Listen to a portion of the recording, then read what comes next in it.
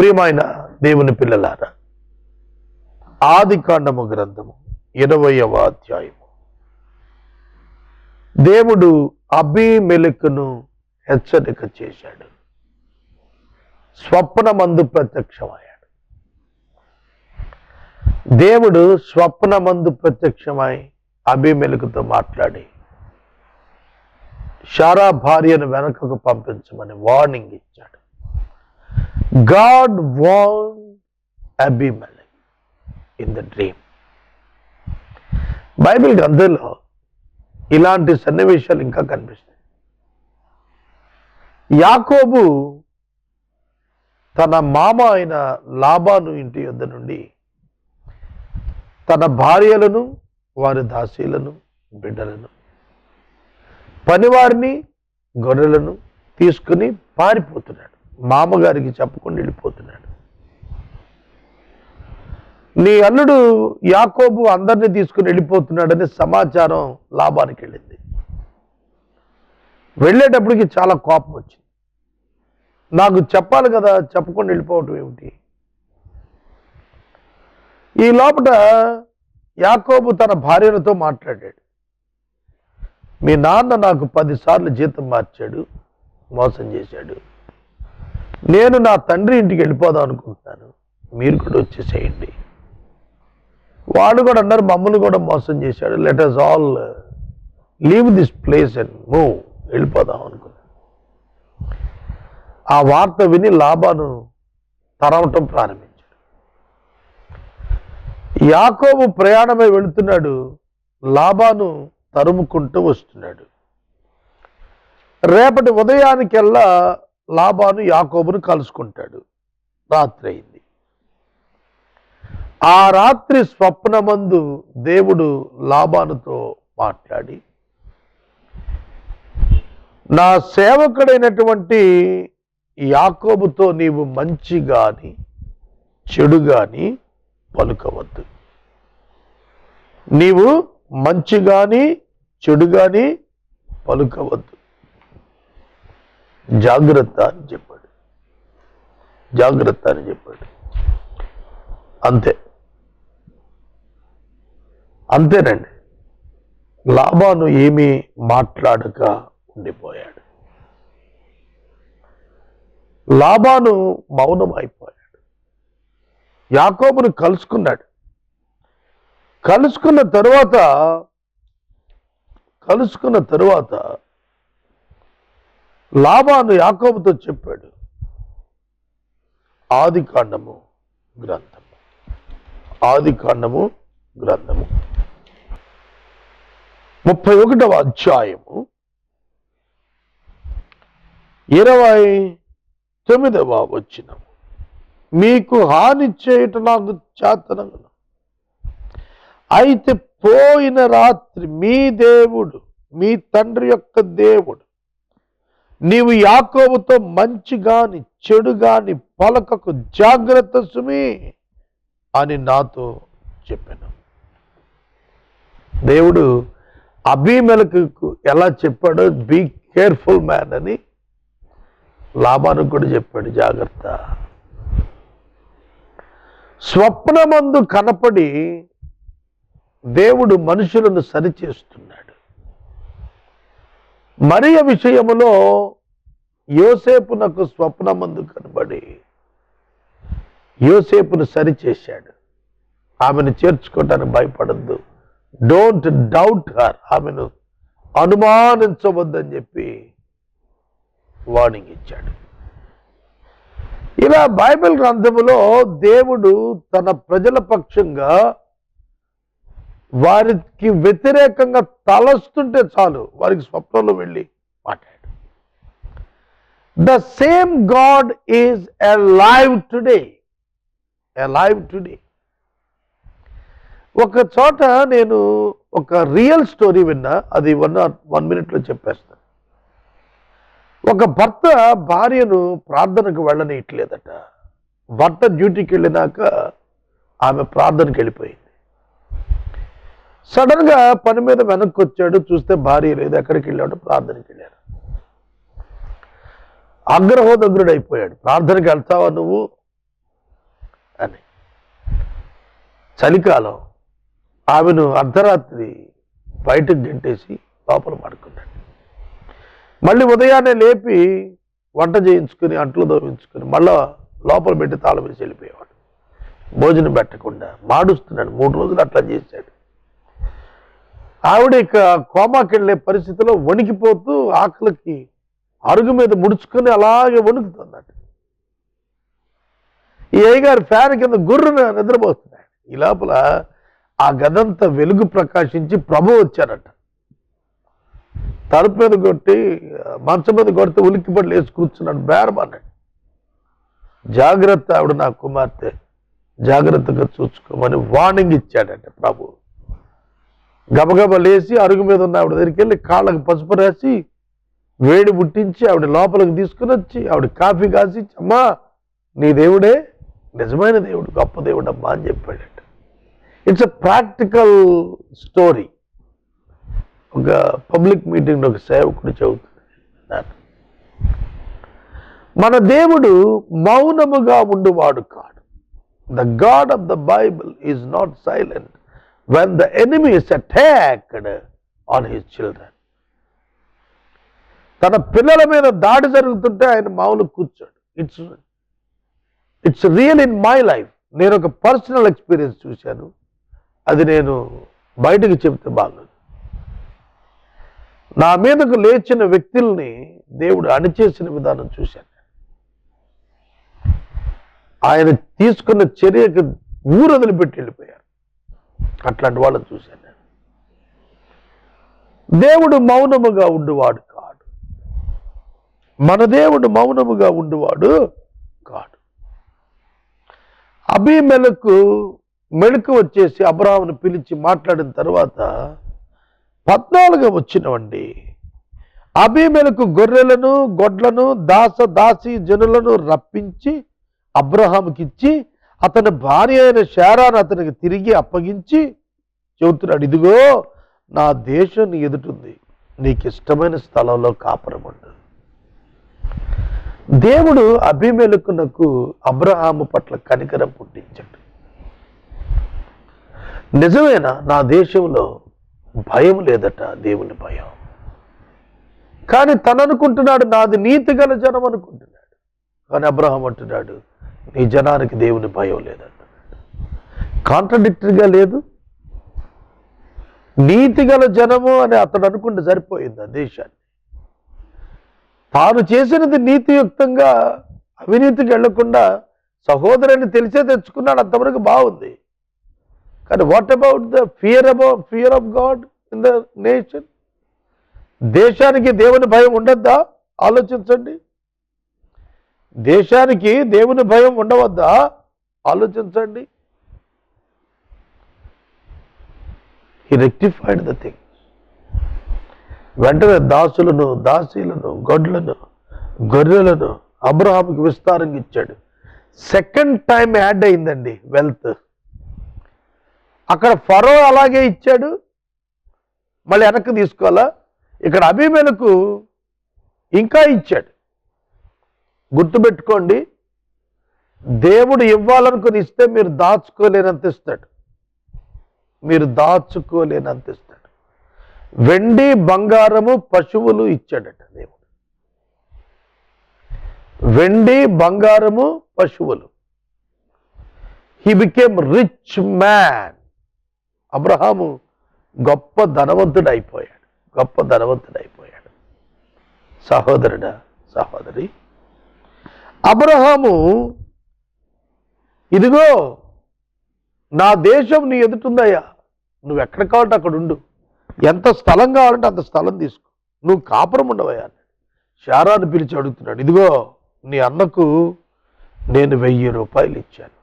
అందుకనే పూర్వకాలాల్లో 1000 రూపాయల కట్నం ఉండేదండి. 1000 రూపాయల కట్నం ఉండేది. 1000 రూపాయల కట్నం అంటే చాలా ఎక్కువ. ఆ రోజుల్లో 1 ఎకరం పొలం వచ్చేసేదట 1000 రూపాయలు. నేను చెబుతుంది 1960లో సార్. 1000 రూపాయలు ఓలీగా ఇచ్చాడు. శారా నిమిత్తం అబ్రహాం గారికి 1000 ఇచ్చాడంట. ఎదురండి, ఎదురు కట్నం ఇచ్చాడు. శారాను తనకిచ్చినందుకు అబ్రహామునకు 1000 రూపాయలు ఇచ్చాను, అది నేను మళ్ళీ వెనక్కి తీసుకోవట్లేదు, నిన్ను వెనక్కి ఇచ్చేస్తున్నాను కనుక ఆ అపరాధానికి అది చెల్లైపోయింది, అది అతన్నే ఉంచుకొని నువ్వు మాత్రం వెళ్ళిరా తల్లి అని పంపించాడు. నీ అన్నకు 1000 రూపాయలు ఇచ్చాను, ఇది నీ యొద్ద ఉన్న వారందరి దృష్టికి ప్రాయశ్చిత్తం, ఇది నీ పక్షంగా ఇచ్చాను, ఈ విషయంలో నీకు న్యాయం తీరిపోయింది, నిన్ను తెచ్చి మళ్ళీ పంపించేస్తున్నాను కదా, కాబట్టి నాకు అపరాధ రుసుము వేయాలి. తప్పు తప్పే, తెలిసి చేసినా తెలియక చేసినా తప్పు తప్పే. తెలియక చేశాడు కాబట్టి అపరాధ రుసుముతో పోయింది, తెలిసి చేసి ఉంటేనా మరణం వచ్చేసేది. కాబట్టి క్షమించి వదిలేశాడు దేవుడు. ఆ 1000 రూపాయలతో జరిమానాతో పోయినట్టుగా భావించాడు అబీమెలెకు. నీ విషయంలో నాకు న్యాయం తీరిపోయింది. అప్పుడు అబ్రహాము దేవుని ప్రార్థింపగా, నిజంగా ప్రవక్తేనండి అబ్రహాం, ఎంత చక్కటి ప్రార్థన చేశాడు. అబీమెలెకును క్షమించి అతనిని అతని దేశాన్ని బాగు చేయమని ప్రార్థన చేస్తే దేవుడట అతని భార్యను అతని దాసీలను బాగు చేశాడు. ఏమిటట అబ్రహాము వలన వాళ్ళకు వచ్చిన ప్రాబ్లం ఏంటంటే, ఆ దేశంలో గర్భిణీ స్త్రీలు డెలివరీ అవటల్లా, అది ప్రాబ్లం. గర్భిణీ స్త్రీలు డెలివరీ అవటల్లా, పిల్లలు గంటలా, గర్భవతులు అయ్యారు, నెలలు నిండిపోయాయి, నొప్పులు రాట్లా, పిల్లలు గంటలా, దినాలు అయిపోతున్నాయి, అది ప్రాబ్లం. అతని భార్య కూడా వేదన పడుతోంది, భయపడుతోంది. ఇతర స్త్రీలు గర్భిణీలు కూడా అలాగే అయిపోయారు. ఊరంతా అల్లకల్లోలంగా ఉంది. రాజుగారు చేసిన ఈ పని వల్ల మా ఇంట్లో ఆడవాళ్ళు ఇట్లా అయిపోయారు, అందరూ తిడుతున్నారు. అబీమెలెకు చేసిన పనిని క్షమించమని దేవుని సన్నిధిలో అబ్రహాము ప్రార్థన చేయగా దేవుడట బాగు చేశాడట, వారి పిల్లలను కన్నారట. ఎలాగనగా అబ్రహాము భార్య అయిన శారాను బట్టి దేవుడు అబీమెలెకు ఇంటిలో ప్రతి గర్భాన్ని మూసేశాడు. ప్రతి గర్భమును మూసి ఉండెను అంటే మనం అనుకుంటాం గర్భవతులు అవ్వకుండా ఉండిపోయారని, అలా కాదు. మీరు గమనించాలి, ఎందుకు నేను పిల్లలను కనకుండా ఉన్నారని ఆబ్జెక్ట్ చెప్పానంటే, గెరారులో కొన్నాళ్ళు ఉండెను, కొన్నేళ్లు కాదు, 21 కొన్నాళ్ళు అంటే లిమిటెడ్ డేస్, కొన్ని రోజులే ఉన్నాడు, కొన్ని సంవత్సరాలు లేడు. కొన్ని సంవత్సరాలు అబీమెలెకు ఇంట శారా ఏమీ లేదు, సమ్ డేస్ అంతే. కాబట్టి అప్పటికే గర్భవతులు వాళ్ళు they are not able to deliver the babies, పిల్లలను కనలేకపోతున్నారు. వాళ్ళు డెలివరీకి వెళ్ళిన వాళ్ళు అలాగే డెలివరీ బెడ్స్ మీద ఉండిపోయారు. అలా వాళ్ళు బాధపడుతున్నారు, బిడ్డలు కనలేకపోతున్నారు, అల్లకల్లలో అయిపోతుంది దేశం. దేవుడు మాట్లాడాడు పక్కన, అతను ప్రవక్తయా నీకోసం ప్రార్థన చేస్తాడు. ఇక అంతే, అబీమెలెకు అబ్రహాంను ప్లీజ్ చేయటానికి సమస్తం చేశాడు. 1000 రూపాయలు వదిలేసుకున్నాడు, దాసీలను అందరిని ఇచ్చాడు, గొడ్లు ఇచ్చాడు, గొర్రెలు ఇచ్చాడు, ఆస్తిపరుని చేశాడు. అయ్యా స్థలం ఇచ్చాడు, నువ్వు ఎక్కడ కాబట్టి అక్కడ ఉండవయ్యా, నా కోసం మాత్రం నువ్వు ప్రార్థన చేయన్నాడు. నేను మనవి చేస్తున్నాను, prayer is the great weapon. Prayer is the great weapon. Prayer is the great weapon. సహోదరుడా, సహోదరు, అబ్రహాము ప్రార్థించెను, అబీమెలెకు కుటుంబాన్ని దేవుడు బాగు చేశాను. Through your prayers God will heal many people. నీ ప్రార్థన ద్వారా దేవుడు అనేక మందిని బాగు చేస్తాడు, అనేక మందిని బాగు చేస్తాడు. ఈ సత్యము నీవు తెలుసుకోవాలి, ఈ సత్యాన్ని నీవు తెలుసుకోవాలి.